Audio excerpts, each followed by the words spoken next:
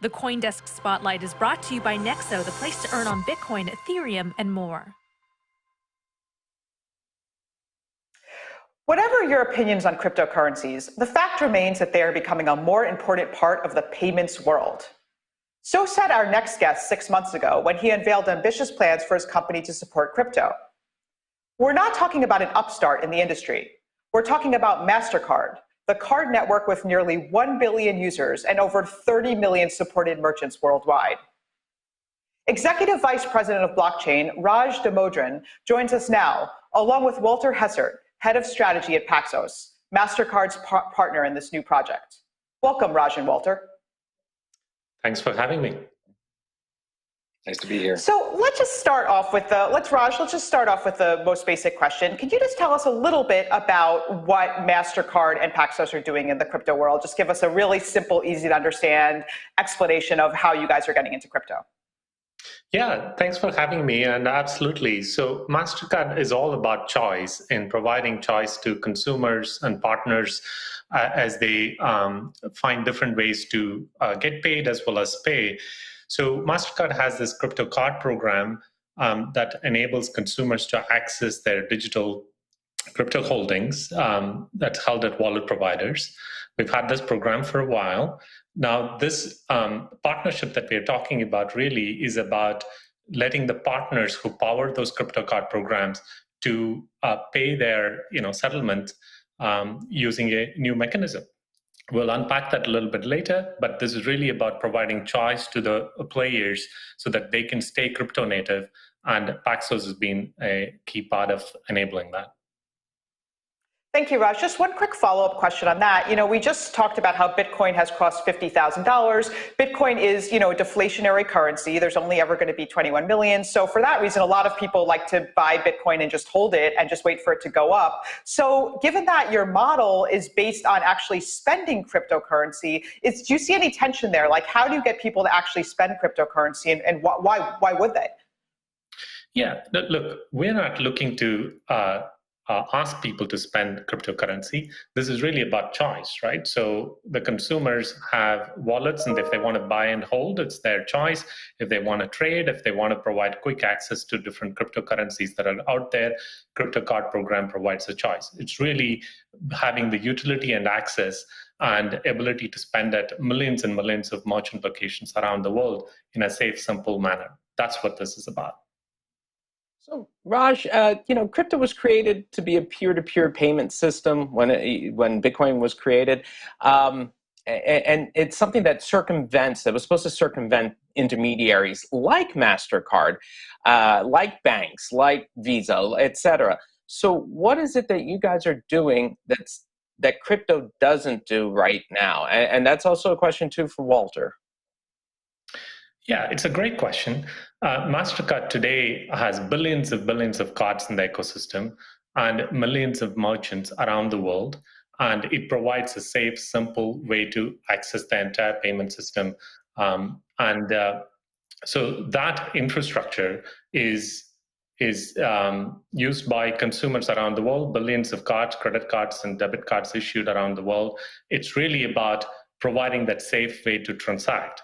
Now, everyone knows that the Bitcoin really is largely used as an investment vehicle today, not necessarily as a payment vehicle.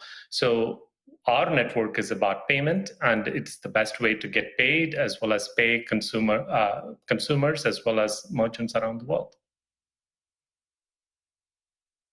Walter, I don't know if you wanted to add anything to that?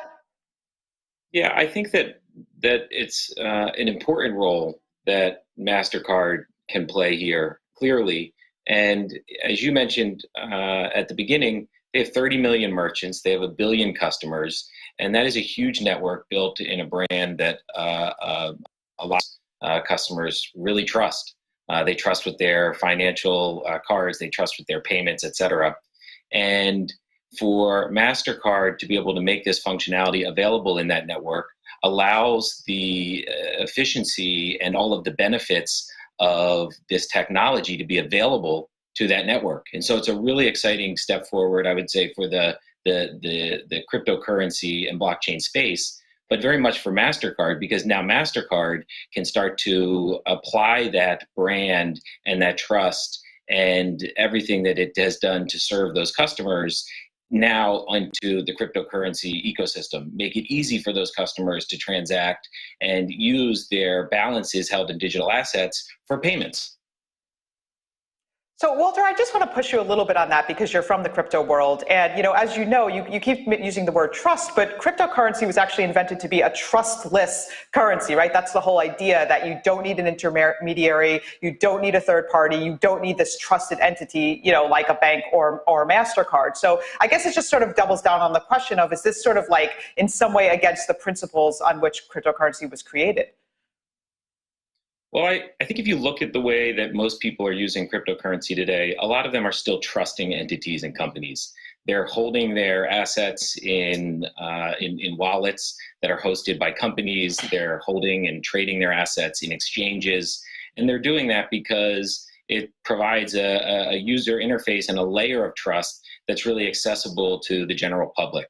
And of course, you can take those assets and you can take them into your own self-hosted wallet, and you can rely completely on the trustless nature of the network. But in reality, that's probably not the way most people are going to use it. And I don't think it's the way most people are using it today. And so there is a huge part to play for companies that these people trust and are already entrusting their payments and their financial lives with. And I think that there's an opportunity to merge the two worlds where you can get all of the benefits of cryptocurrency and this new technology all within these trusted brands like Mastercard. So, Walter, speaking of trust, there's some cryptocurrencies out there that have questions surrounding them as to whether or not they're securities. XRP right now and its situation with the SEC, and also USDT Tether, which is under a lot of scrutiny as to whether or not its commercial paper holdings make it basically a form of security. Will customers be able to use those kind of currencies on the system that you're providing to Mastercard? I'll turn this question over to Raj, but I think that from Paxos' perspective, Paxos is providing the infrastructure to enable this use case for Mastercard. And Paxos is a regulated trust company. We're building financial market infrastructure with the mission to enable the movement of any asset, anytime, in a trustworthy way. But we're doing this as the most regulated platform in the digital asset space. So we're the first firm in the space to receive a trust charter from the New York Department of Financial Services, which today is our primary regulator. And we've gone beyond that to receive a whole bunch of other different approvals and licenses that give us the highest level of oversight and also access to the existing financial system. In order to be able to do that and to be able to provide this trusted infrastructure and the financial market infrastructure that is being used by financial services firms, we have to abide by very kind of strict rules as far as what assets we can support. And so we're always scrutinizing and evaluating these different assets and making sure that they fall within bounds of existing regulation. And so there is a limit to the assets that we can support as a platform. But I would say what assets that Mastercard turns on probably is or allows into settlement in their network is under even a slightly different is done within different framework. So Raj, will those currencies be supported? Yeah, so we outlined, we have not named current specific currencies yet. We've outlined a clear set of principles that we will be looking for as we look to support digital currencies in our network. There are three very simple principles. First one is about stability. This is about whether the currency itself can be used as a payment vehicle. So the stability of the currency is quite important. The second one is compliance. And, as you pointed out and others pointed out, there's an evolving set of regulations there. So we'll be looking for clear clarity on whether it's compliant with the applicable, jurisdiction and where the currency is operating. And the last one is about consumer protections, both from a privacy and security perspective. whether the currency is designed to follow that. We would be publishing our criteria about which currencies are eligible to directly go into the network, and that's coming. This is about, at this time, we are talking about principles, and this partnership actually provides a mechanism today for these wallet providers to be able to settle using cryptocurrency of their choice, using partners like Paxos.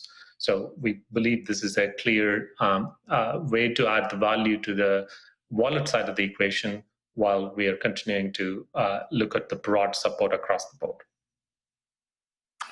Raj, one final question. I understand that Mastercard is also going to be potentially involved with central bank digital currencies. Can you tell us a little bit about that? Yeah, absolutely.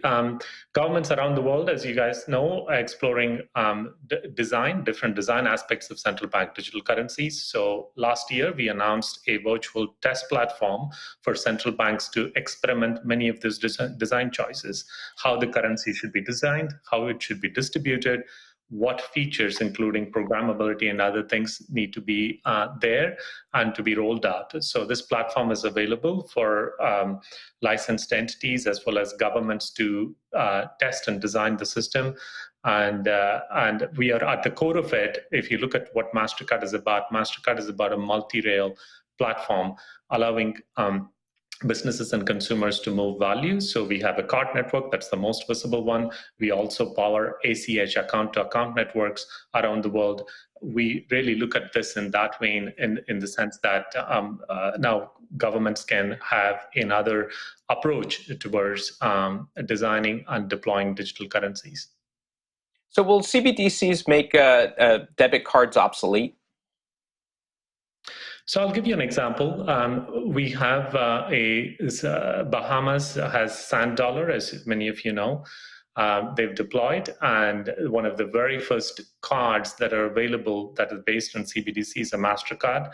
That card makes that debit, the CBDCs in the Sand Dollar CBDCs accessible everywhere Mastercard is accepted. So it's really, if a central bank were to deploy a CBDC in a given market, the best way to bring utility to that is through our network. So that's what that first card, it's a first in the world. It delivers the value, they gain the safety and security and payment utility that we have across our network is brought to CBDCs as well.